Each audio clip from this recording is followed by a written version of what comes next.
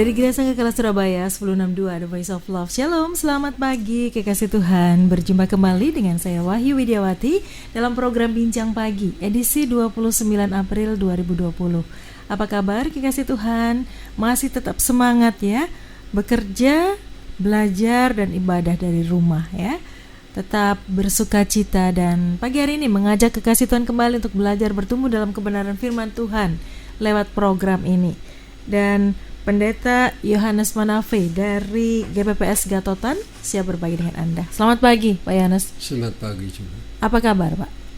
Baik-baik selalu. Puji Tuhan. Amin. Sehat Pak? Puji Tuhan. Ini di GPPS Gatotan gimana? Libur juga ibadahnya atau bagaimana Pak? Ya, secara umum ya libur. Tapi hamba Tuhan selalu datang berdoa. Oke. Di sana. Berapa orang tuh Pak? Ya, 1, 2, 3 orang berkumpul. 3 orang ya. Oke. Jadi tetap berdoa ya. Ya, tetap berdoa. Gimana dengan kondisi hari-hari ini yang ibadah di rumah, kemudian semua aktivitas dihentikan, gimana rasanya Pak Yohanes?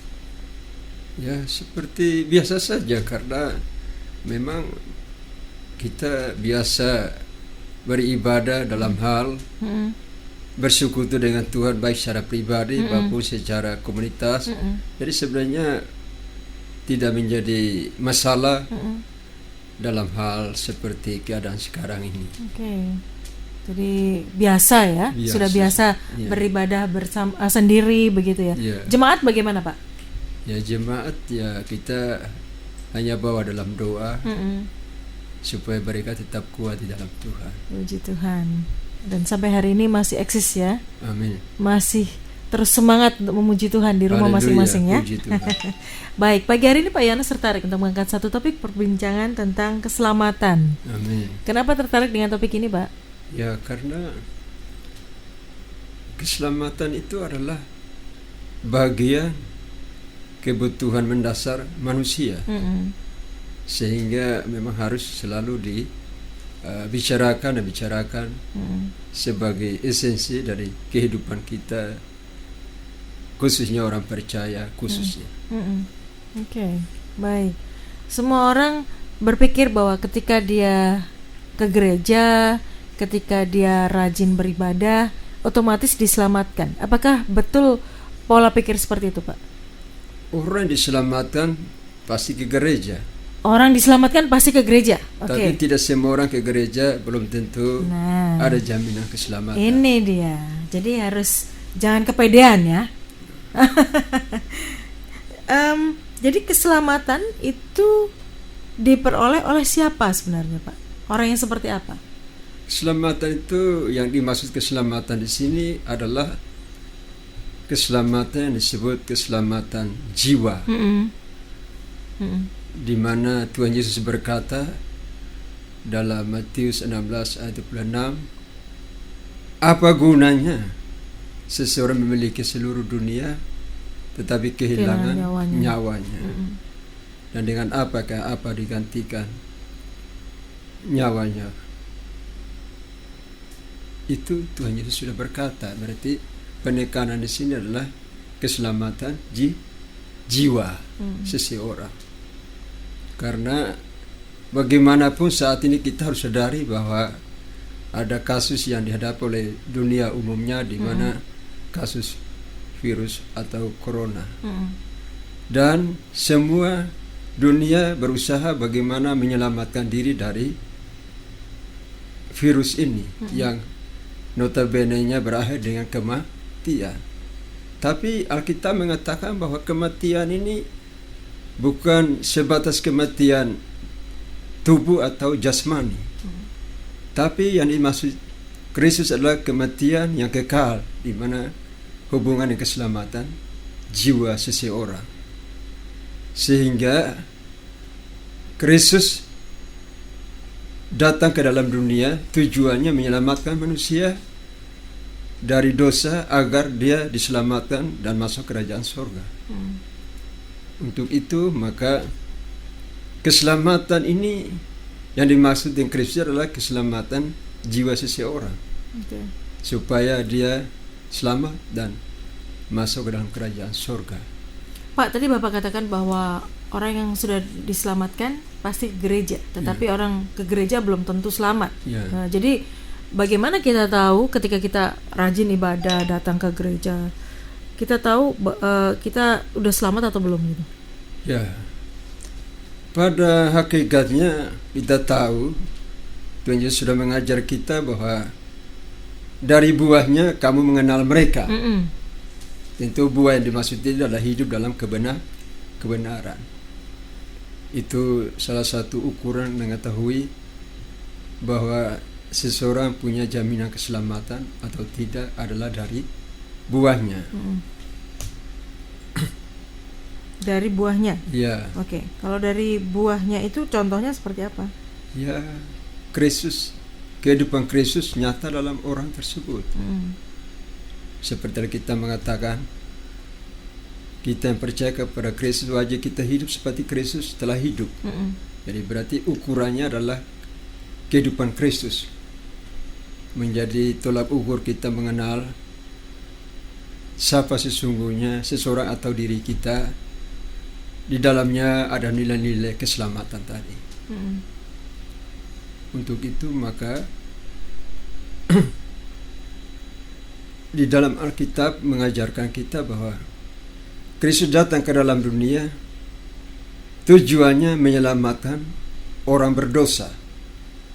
Sehingga Paulus berkata bahwa aku orang yang paling berdosa yang diselamatkan oleh Kristus. Sehingga aku berusaha menjadi contoh bagi mereka yang akan diselamatkan. Jadi tadi bahwa untuk mengenal diri seseorang bahwa orang itu telah diselamatkan adalah melalui satu kehidupan disebut tadi. Yesus berkata dari buahnya kita mengenal diri seseorang. Berarti banyak orang sebenarnya ketika dia firman Tuhan berkata, ketika kamu mengaku dengan mulut dan percaya dalam hati, kamu akan diselamatkan. Tidak cukup berhenti di situ ya. Harus ada buahnya. Pak, bicara buah itu kan sebuah proses ya.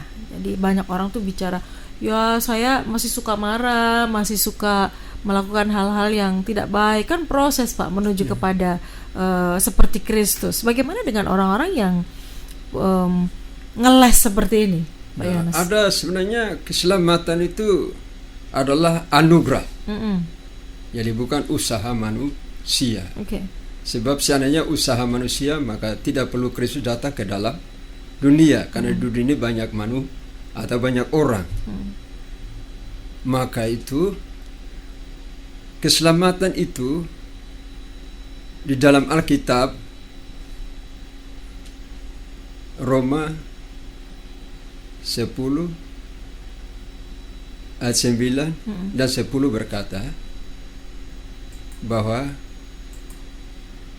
barang siapa yang mengaku dengan mulutnya bahwa Yesus adalah Tuhan dan percaya dalam hatinya bahwa Allah telah membangkitkan dia dari antara orang mati, maka akan diselamatkan. Sebab dengan mulut mengaku dan dengan hati percaya dan diselamatkan. Hal ini ungkapan kepada mereka yang punya kesempatan hidup hanya mungkin 1 menit saja, seperti orang di sebelah kanan Tuhan Yesus. Jadi detik-detik terakhir gitu ya. Cukup. Jadi itu disebut anugerah tadi. Diselamatkan karena anugerah. Tidak berbuat banyak, tidak pernah berdoa, tidak pernah bersedekah, langsung ya. Tidak pernah ke gereja, kan gitu. Tidak pernah melayani. Ya. Itu yang disebut keselamatan yang diberikan dengan cuma-cuma. Jadi dia hanya cukup mengaku dengan mulut, percaya dengan hati bahwa Kristus adalah Tuhan dan Allah telah membangkitkan dia dari antara orang mati. Maka pada saat dia mengakui pengakuan iman itu dan mati dan masuk surga, contohnya seperti Tuhan Yesus dengan orang di sebelah kanan. Ya, pada waktu detik terakhir dia disebut Tuhan Yesus, hari ini juga engkau bersama-sama dengan aku di dalam Taman Firdaus Allah. Yang kedua, keselamatan hubungan dengan kesempatan. Berikut adalah bertobat dan percaya kepada Kristus dan memberi diri dibaptis oleh air dan oleh roh. Sesuai dengan Yesus, firman Tuhan berkata di dalam Markus pasal 15, maksud saya pasal 16 ayat 15, bahwa pergilah ke seluruh bumi, beritakanlah Injil, barang siapa percaya dibaptis akan selamat. 15, 16 dan seterusnya. Nah, para rasul menerima amanat agung itu, juga ditulis dalam Matius pasal 28 ayat 18 sampai ayat 20. Pergilah, jadikanlah semua bangsa muridku dan baptislah mereka dalam nama Bapa, Anak dan Roh Kudus, dan ajarlah mereka melakukan segala sesuatu yang telah kuperintahkan kepadamu, dan ketahuilah aku menyertai kamu sampai akhir zaman. Ketika menerima imanat agung itu, pada saat Yesus bangkit dan naik ke surga dan mereka menerima Roh Kudus sebagai perlengkapan, mereka pergi. Lalu di dalam Kisah pasal yang kedua ayat 38 berkata bahwa ketika Petrus memberitakan Injil kepada orang Yahudi yang sudah beragama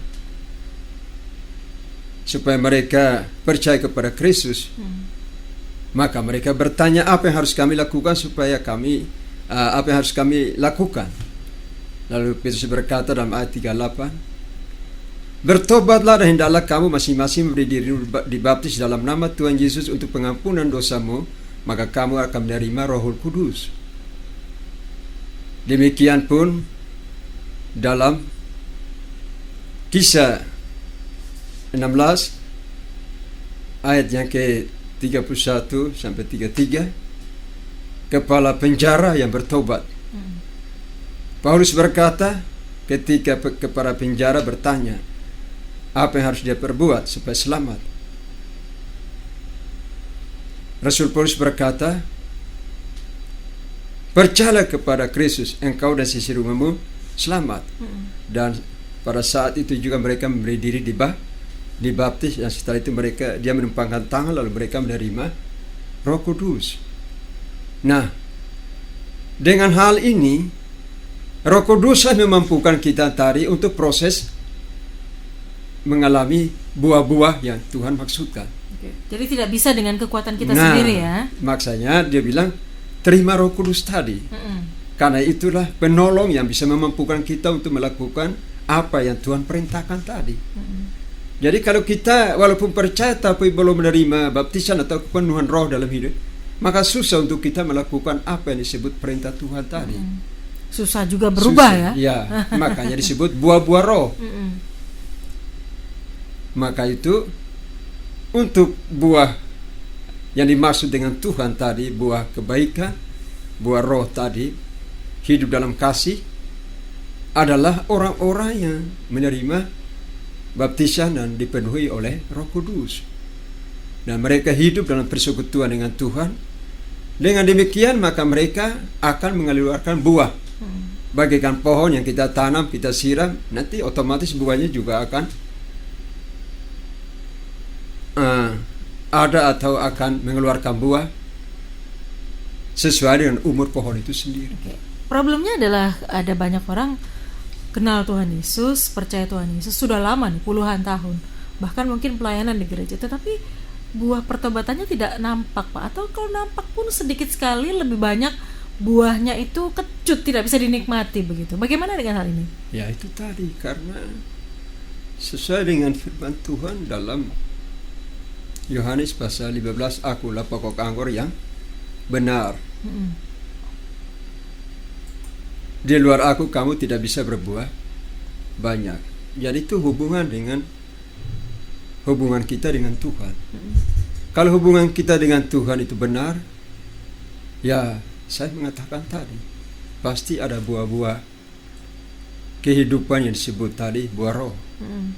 Tapi kalau kehidupan persekutuan kita dengan Tuhan kurang benar, ya jelas kehidupan daging itu akan nampak. Sebentar, hubungan dengan Tuhan yang kurang benar itu yang seperti apa?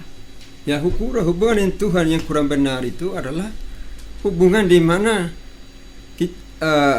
kehidupan doa kita, kehidupan membaca merenungkan firman Tuhan itu tidak cukup banyak waktu, sehingga tidak mendapatkan banyak suplai makanan rohani, minuman rohani dalam hidup kita untuk kita bisa bertumbuh dan berbuah tadi. Walaupun ke gereja ya? Ya, kan ke gereja hanya seminggu. Seminggu sekali. Itu pun kalau ingat, Pak. Ya. Nah, kalau hidup demikian, mana kita bisa mengalami pertumbuhan dan ke arah berbuah tadi. Oke. Pak, dalam kehidupan berjemaat di gereja, ketika kita kenal Yesus pertama kali, kemudian kita ke gereja, beribadah, bersekutu dengan saudara-saudara lainnya, pasti akan ada orang-orang yang istilahnya itu menggesek kita di persekutuan itu. Nah, apakah kita bisa judge, oh itu berarti belum berbuah, begitu atau bagaimana, Pak? Ya. Jadi kalau kita menghadapi atau mengalami hal seperti itu, ya jelas bahwa tentu orang yang melakukan itu juga pasti dari sisi kehidupan yang boleh dikatakan kalau tidak membangun berarti jelas itu adalah dari sisi manusia daging. Tetapi bagi kita juga yang menghadapi orang itu, bagaimana sikap kita? Ya. Apakah kita juga sikap daging yang kita gunakan, atau memang sikap yang disebut tadi rohani atau buah roh yang kita pakai untuk menghadapinya? Contohnya seperti apa, Pak? Ya, kan Alkitab mengatakan janganlah mengutuk tapi memberkati. Berarti kalau orang mengutuk, ya kita balas dengan memberkati. Jangan dibalas dengan kutukan lebih panjang lagi. Ya. Oke. Baik, kekasih Tuhan, kehidupan setelah kita diselamatkan itu bukan instan ya. Jadi, begitu terima Yesus sebagai Tuhan dan Juru Selamat langsung berubah saat itu. Ada orang yang seperti itu, tetapi ada orang yang butuh waktu yang panjang sekali untuk mengalami perubahan menjadi serupa dengan Kristus. Nah, apa yang membedakan antara orang yang cepat berbuah dan buahnya manis dengan orang yang sudah lama ditanam, buahnya lambat, berbuah pun kecut gitu, tidak bisa dinikmati? Apa yang membedakan hal itu? Sabar dulu, kami akan perbincangkan sesaat lagi.